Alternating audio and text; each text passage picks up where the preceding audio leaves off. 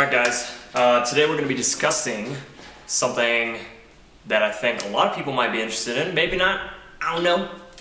I recently wrote an article titled, "No Degree, the Simple Truth to Teaching Overseas." Now, this is something I did, I think, about 2 years ago. I left the United States, bought a one-way ticket to Guatemala, so I could possibly try to teach English overseas. The simple truth to this is I did not think it was possible. I didn't think it was possible for me to leave the United States, go to a different foreign country, live there, work there, without having any experience or a degree. That's pretty crazy.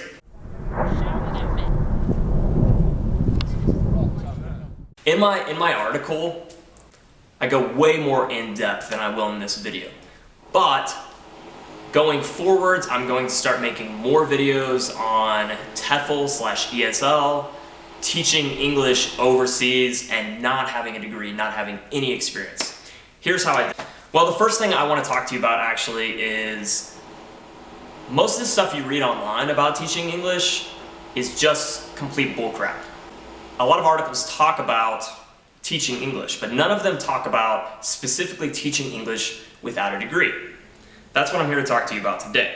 So, the first step to teaching ESL. What is the first step? What is the first thing you need to do to be prepared to teaching a class or teaching students overseas? The first step is simply getting your TEFL certification. That's the number one thing that private schools, even public schools, and ESL schools will look at is where did you get your TEFL certification? How many hours did you train? Did you do any practical teaching? Blah, blah, blah, yada, yada, yada. So what is the number one requirement for teaching English? Maybe you would think, okay, I need to have a bachelor's degree to do this. That's actually completely false. The only thing you need to teach English overseas is being a native speaker. Someone who was born in an English-speaking country who speaks English as their first language. And that's not even, that's like an important thing, but even if English is your second language, if your English is good enough and your accent isn't super strong, you can still get jobs teaching ESL even without a degree too. It's pretty cool. My recommendations for the perfect TEFL course. So the first thing you want to do is you want to do some research and figure out what is the right TEFL course for you. My recommendations personally is getting a TEFL course that has at least over 120 hours of training. Now this is going to involve different sorts of training methods to teach you how to teach English. We all think, okay, I'm a native speaker, so of course I can teach English. Well, that's not actually 100% true. It's wrong, actually. Do you know the difference between perfect tense and perfect progressive tense? I didn't either before I took my TEFL course. I didn't know how to teach these concepts to someone who may not have any experience learning English at all. Maybe they don't even know a single word of English. That's what you're going to try to convey to them. That's how you're going to try to teach them English. So, my recommendations, over 120 hours of training. The second thing is you want at least 10 hours of practical teaching. In my TEFL course, when I did this, and I did this in Guatemala, in Antigua, Guatemala specifically, I got over 10 hours of practical teaching, where I went into a real classroom and I tried using the methods that I was taught in my TEFL course. And while I was teaching, I also had a TEFL instructor in the back of the room who critiqued me on everything. And then at the end, they would give me an evaluation sheet. We would talk about the mistakes that I did, if I talked too much in English, if I didn't use the right eliciting techniques, stuff like that. You really want to have also an on-site program. You want to be in the classroom with the teacher. You want to be focused on it 100%. The reason I recommend an on-site program versus an online program is a lot of the online programs these days are actually just scams. They run you through a quick few lessons, you don't receive any feedback, you don't use real students, there aren't any live activities for you to use, and you don't receive the same feedback or evaluation that you would receive in an on-site program. On-site programs are really the way to go. At the end of your TEFL course, you will receive a certificate of completion. And while some of them may or may not be accredited with an actual school or the government or even the education ministry or whatever of the country, you can still use those certificates to show to private schools, ESL schools, to show that you actually spent the time. You spent over 120 hours in a course and you learned all the methods that are required to teach. Some programs actually even include lifetime job finding assistance. This is great because let's say you get your TEFL course like I did in Guatemala. You finish it, you get your certificate of completion, but then you move to Cambodia and you want to teach English there. Well, it's great to have a resource, somebody like where you got your TEFL course certification from, and you can email those people and be like, hey, find me a job in Cambodia. I really need a job. And they will get online, they will search through forums, they'll put your name out to headhunters sometimes even, people who are looking specifically for a teacher at their school. And this is a great way to help you find a job in a foreign country. My other suggestions on courses to avoid. There are certain courses, especially online, that you want to avoid. I talked a little bit about that previously. You need to avoid courses that are online, most likely, unless they use actual, maybe if they use like a webcam or Skype and you can teach students through that process and receive feedback and critiques from your TEFL instructor. Online courses are just really not the way to go. You really want to do it on site. And the great thing about doing it on site as well is since you're already in the area and you receive your TEFL certificate, like for me in Guatemala, when I received my TEFL certificate in Guatemala, I was able to go to my TEFL instructor and be like, hey, I want to find a job in Guatemala, in Antigua. And they will give you a list of jobs. Like here are places where people actually got hired using the same TEFL certificate that we gave you. That's awesome. Another question that I always get about teaching English. Don't I need to know the local language in order to teach English?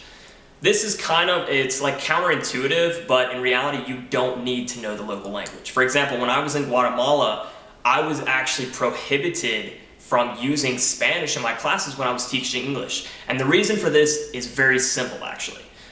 You want your students to be completely immersed in learning the language. And if you use their first language to communicate with them and translate things, you're breaking that immersion. And that's really bad for the learning process. You want people to be completely immersed. When they come into your class, you want it to be English, English, English 100% of the time. You don't want to use any of the local language. And guess what? Sometimes that can be a plus for you as well. For example, if you're in Cambodia, you probably don't speak Khmer.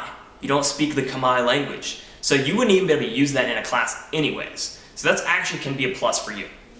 What can you expect after getting your TEFL certification?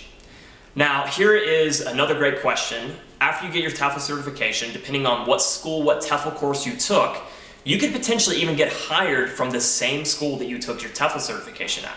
That's another great reason for going to an on-site program. For example, when I was in Guatemala, there was a lot of people that came in at the end of our TEFL course and said, who wants to get hired with Maximo Novel? That was the course, that was the school that I took my TEFL course with. What is an interview like? Okay, so I've had 3 different jobs, 3 different teaching jobs in 3 different schools in Guatemala over the span of a year. So I had one job where I was a substitute teacher. When I went in for this interview, it was at an Antigua, it was called the Antigua Green School. The only thing I did is I walked down there to the school, I waited a little bit for the academic director to come out, and we just sat down and we had a chat. And they were like, where did you get your TEFL certificate from? Have you had any experience with teaching? I didn't have any teaching experience other than the practical teaching in my TEFL course, and I didn't have a degree in education. I didn't have a degree in anything actually because I don't have a degree, and I was still able to get hired by them being a substitute teacher. The second interview that I went for was in Guatemala City. I even had to take a chicken bus all the way to Guatemala City for my interview. That was pretty crazy.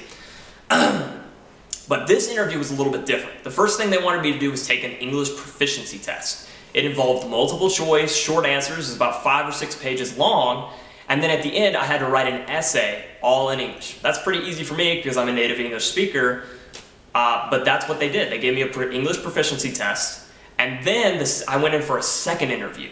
And this second interview, I actually had to give a demo lesson in front of the academic director of the school. They gave me a book, They gave me a whiteboard to use in a classroom environment, and they gave me about 30 minutes to prepare a lesson. I sat in there, I prepared the lesson. I don't even think it was very good, but they came back in and I used the academic director as if I was teaching to a student. And I used some of the eliciting techniques that I had used. I used fill in the blanks on the whiteboard, stuff like that. And guess what? I got the job. I also didn't have a degree, and this was a certified professional teaching school, the Berlitz Academy in Guatemala City. That was my second interview. My third interview was with Maximo TEFL, with the school that I actually got my TEFL certificate from. And it was a very, very simple interview process. I went in, sat down. They just basically asked me, like, how long would I be willing to stay in the country? Was I willing to commit to a 6-month contract? That's a problem that a lot of ESL schools have. They have a lot of teacher turnover rates. Whenever I was staying at this school, I was there for 6 months. I did my full contract with them, but I did see a lot of other teachers coming in, quitting after a month, stuff like that. They want to find out if you're serious or not. That's basically what those questions are designed to feel out. What is the salary for teaching? Here's another one that I'll get all the time. What can you expect as far as salary is concerned? Well, it really depends on what country you're in. For me, from my experience in Guatemala, the salary ranged from the low $500 per month to upwards to $1,000 per month. It just depended on what school you went to, how many hours you worked, and there were always options to go out and privately tutor people to make even more money. But the reality is that you can get a paying job that pays you per month and stuff like that, and you don't need to have a degree at all. That's it. So my personal experience, I went over that a little bit. My personal experience with teaching was probably very similar to a lot of other people. I was in Guatemala for a year. I took my TEFL course. I got 3 different jobs. I taught in the city. In the city, I worked for a company called Berlitz Academy. It was probably my best teaching experience overall. I only had to teach 3 hours a day. I got paid pretty well, and I even got 2 weeks of extra training, and they even paid me for the training in Guatemala City. The only problem I had with that was some of the living arrangements in Guatemala City weren't the best, and it was a little bit complicated getting back and forth to work. I actually had to use the public transportation the whole time, but it was a great experience for my first real teaching job. I don't really talk about the substituting that much because I only did that for a month, and I only did it every Saturday, so we won't even worry about that one. Let's go on to the next one. My next teaching job was for 6 months, and it was at Maximo TEFL. Now, this one, I didn't get paid as much, but I did have a lot of opportunities. There was a lot of opportunities for advancements within the company itself, which was pretty cool. I taught about 30 hours a week, and there was a big break in between. In the beginning of the day, in the morning, I only had to teach from 7 to 9, and then I would go back home, take a nap, drink some coffee, have lunch, whatever, and I would come back around 3, and I would teach until 7 in the afternoon. Great company as well. That's where I got my TEFL certificate from. And the great thing is, since I took the TEFL course from them, it kind of even, I think, motivated them even a little bit more to hire me too, because I got my TEFL certificate from them. Okay, so here I talk about the key steps to getting an ESL job without a degree. Now, it really depends on what country you're going to want to get a job from, whether or not you can do it without a degree, but a lot of countries you can do it without a degree, and it's a very simple process. Basically, the first step is just getting a TEFL certification. You get that TEFL certification, and that gets your foot in the door to start getting either more jobs, getting more experience, stuff like that. Apply for jobs that are in your area where you got your TEFL certification. You're almost guaranteed to get an answer back. It only took me 2 weeks to get an answer back from a school and then after that I was teaching within a matter of another week or 2 weeks after that. Be confident, okay? This is another thing that a lot of new teachers have problems with. They have problems with getting up in front of a class. It's really not that big of a deal once you get up there, you get into the groove of it, you learn the formula for your lesson plan, and you can just walk into any classroom and basically after you've learned the process or the formula, you can walk into any classroom and you can just boom, boom, boom, no problem at all. Your TEFL instructor is also there to help you figure out ways to make you less nervous. For example, one of the suggestions from my TEFL instructor was to hold something, like a pen or something. while you're teaching, because then you're less likely to be shaky or nervous. You really don't want to act that way in front of your students. They can be a little bit. Apply to any TEFL job regardless of the requirements. That's the next step. A lot of times schools will put out, oh, we require a bachelor's degree. A lot of times they're just doing that just to weed out people who aren't serious. Apply anyways and just see what happens. Maybe they'll get back to you, maybe they won't, but it's not going to hurt you to apply for those jobs anyways. And more than likely, they'll want to take you on. Take any extra training that you can get. This is a great thing. A lot of times schools have different methods for how they want their students to be taught. For example, in one school I went to, they wanted to use a lot of board work. They wanted to use fill in the blanks. They wanted to use drawings, pictograms, things like that. Then another school that I worked for, they wanted it to be about conversation. They wanted it to be repetition. One student says something, the other student repeats it, and so on and so on. They wanted to use the students to help each other more than me, and I was just more of a facilitator of the language. Also, the last step is just accept your first job offer. I know a lot of people are going to be like, wow, that sounds really weird. Why would you accept the first one? Shouldn't you shop around first? No. And the reason I say that is because you need the experience teaching more than anything else.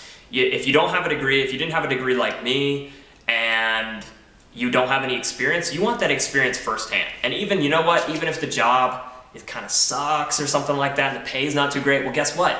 You still got that experience, and you can always quit or change jobs later. Another thing you can do is once you get your TEFL certification is you can offer free English lessons to people. I mean, you could do that anyways, but your TEFL certification kind of gives you a little bit more validity. It's a great way to make friends, and you can offer things like exchanges, like I teach you English for 30 minutes and you teach me Spanish for 30 minutes. It's a good way to make friends. It's a good way to get more experience teaching. This way, when you step into a classroom later, maybe you haven't gotten a job yet, but you have experience teaching somebody English. All right, so my conclusion for this first video is basically just to let you guys know that you can get a TEFL job or an ESL job overseas and you don't need a degree. A lot of people say that you do. It's not the truth. A lot of people on the internet are full of crap. I got a job in Guatemala within the first month of getting my TEFL certification. It wasn't a big deal. It is possible, and you can do it.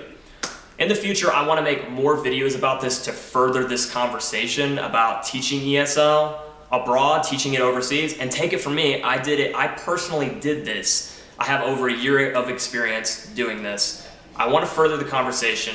Let's talk more about this subject. I'm going to be putting out more videos along the way as the weeks go by, going more in depth into each one of these subjects. So hopefully you guys can glean or get a little glimpse of what it's like to teach English overseas. Hit the subscribe button down there, leave a comment. If you have any questions at all, leave a comment down there, and be sure to check out my article, my new article, over on tmoneytravels.com, because my article goes even more in depth than what I've talked about here. So if you want to learn about that, head over to my website and check it out. T-Money Travels, out. Actually, T-Money out.